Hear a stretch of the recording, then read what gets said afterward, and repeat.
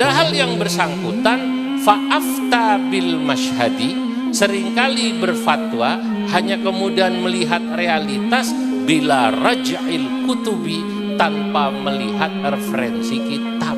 Ini sekarang banyak. Oh, kelihatannya begini jawabannya. Mungkin kira-kira haram, kira-kira haram. Masya Allah. Bayangkan dengan santri tambak beras, Denanyar, Tebu Ireng, Peloso, Lirboyo, Sarang, Sidogiri, Pesuruan yang banyak itu, yang kalau mau bahsul masail itu persiapannya sebulan, bahsul masailnya dari pagi sampai sore, itu kemudian baru selesai. Yang ini tidak, fa'afta bil masyhadi, menjawab seketika, plak pluk hebat, bila raj'il kutubi, tanpa kemudian melihat referensi kita. Atau ada orang yang kemudian menjadikan Google sebagai sabab ilmu, bukan sanad, bukan ngaji sama masyayikh.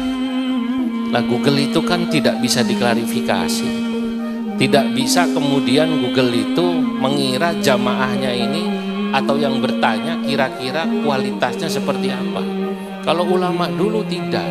Kalau yang langsung ngaji, hadirin hadirat, itu seperti Kanjeng Nabi, tergantung yang nanya. Kalau yang nanya kelihatannya awam, orang awam itu tidak perlu diberi dalil panjang-panjang.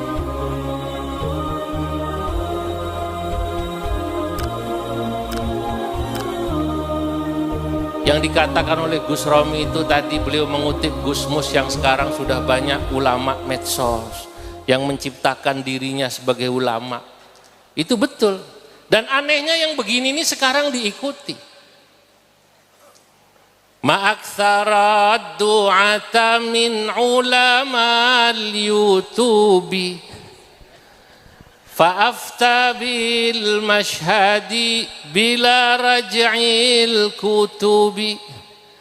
Alangkah banyaknya sekarang min ulama al-yutubi, para dai-dai, pembicara-pembicara kondang ya, yang begitu terkenal di YouTube, lalu dijadikan panutan. Padahal yang bersangkutan fa'afta bil masyhadi, seringkali berfatwa hanya kemudian melihat realitas bila raj'il kutubi, tanpa melihat referensi kitab. Ini sekarang banyak. Oh, kelihatannya begini jawabannya. Mungkin kira-kira haram, kira-kira haram. Masya Allah. Bayangkan dengan santri tambak beras, Denanyar, Tebu Ireng, Peloso, Lirboyo, Sarang, Sidogiri, Pesuruan yang banyak itu, yang kalau mau bahsul masail itu persiapannya sebulan, bahsul masailnya dari pagi sampai sore, itu kemudian baru selesai. Yang ini tidak, fa'afta bil masyhadi, menjawab seketika, plak pluk hebat, bila raj'il kutubi, tanpa kemudian melihat referensi kitab. Atau ada orang yang kemudian menjadikan Google sebagai sabab ilmu, bukan sanad, bukan ngaji sama masyayikh.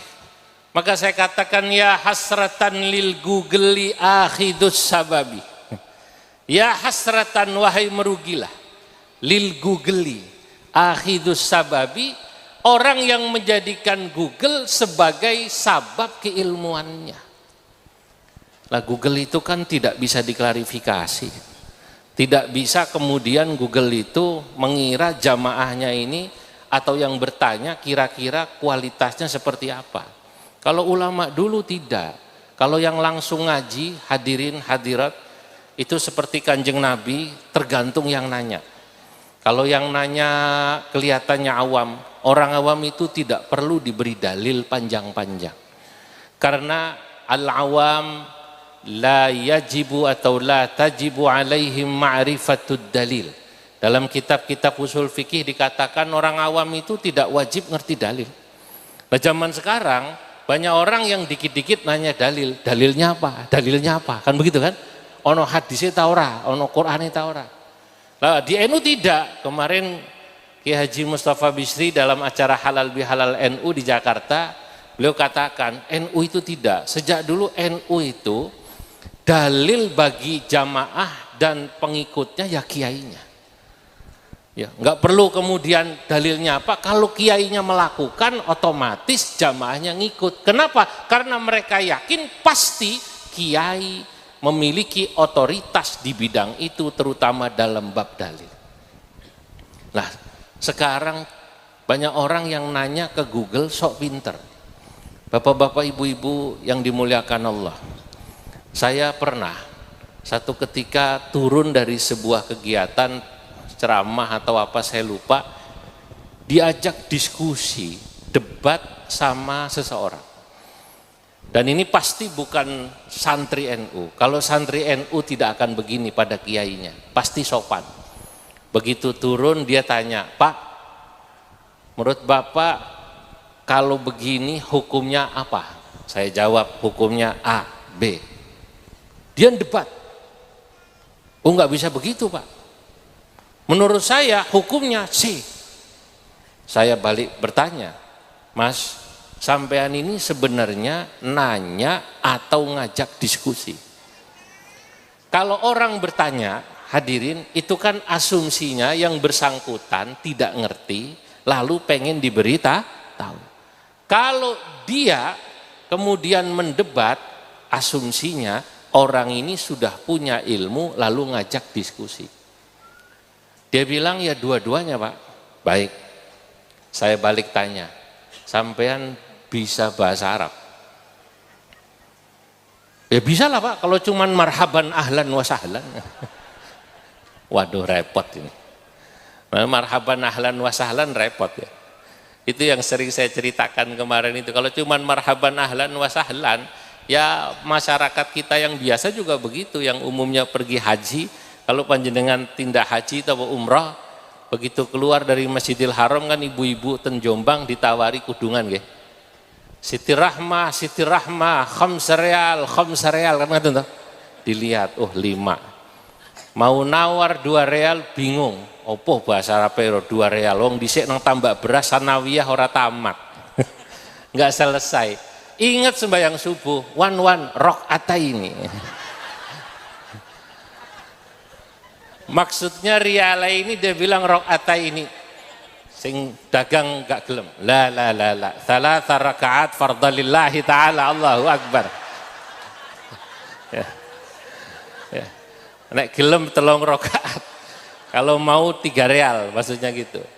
Nah, ya ini orang bahasa Arabnya masih begini, dia bilang ya kalau marhaban ahlan wa sahlan saya bisa. Oh enggak begitu. Maksud saya, sampean bisa bahasa Arab itu, bahasa Arab yang saya maksud bisa baca kitab kuning yang tidak ada harokatnya, kitab-kitab turos, fikih, tafsir, tasawuf, usul fikih, yang disitulah hukum-hukum agama termasuk hadis dijelaskan.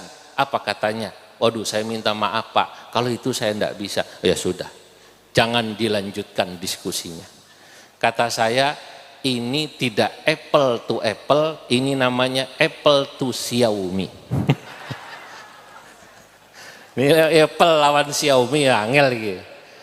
Lah Imam Syafi'i ini ku matur, kata Imam Syafi'i rahimahullah, majadalani alimun illa ghalabtuh. Saya kalau diskusi debat sama orang alim itu biasanya saya menang. Wa majadalani jahilun illa ghalabani. Tapi kalau orang yang jahil sing modale otot yang ngajak debat, illa ghalabani, aku sing kalah, cari Imam Syafi'i. Oleh karenanya saya bilang nggak usah dilanjutkan, wis aku ngalah ae, sing waras ngalah.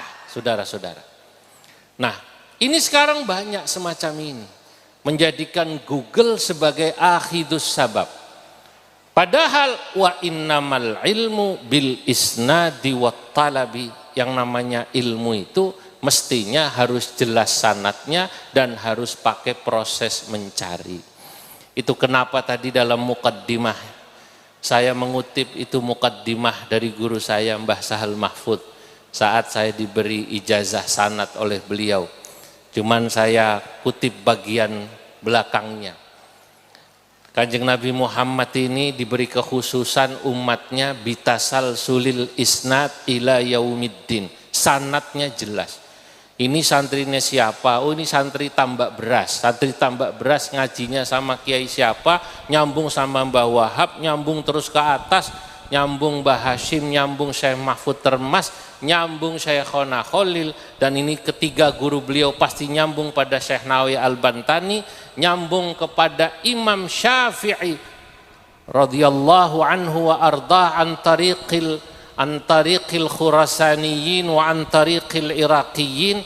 Itu pasti kalau Syekh Nawawi ke Imam Syafi'i lewat jalur Khurasan, ulama Khurasan dan ulama Irak, terus nyambung kepada Kanjeng Nabi Muhammad sallallahu alaihi wasallam. Lah ini jelas. Rabbal alamin ya Rahmanu ya Rahim, salli rabbi wa sallim ala khairil mursalin.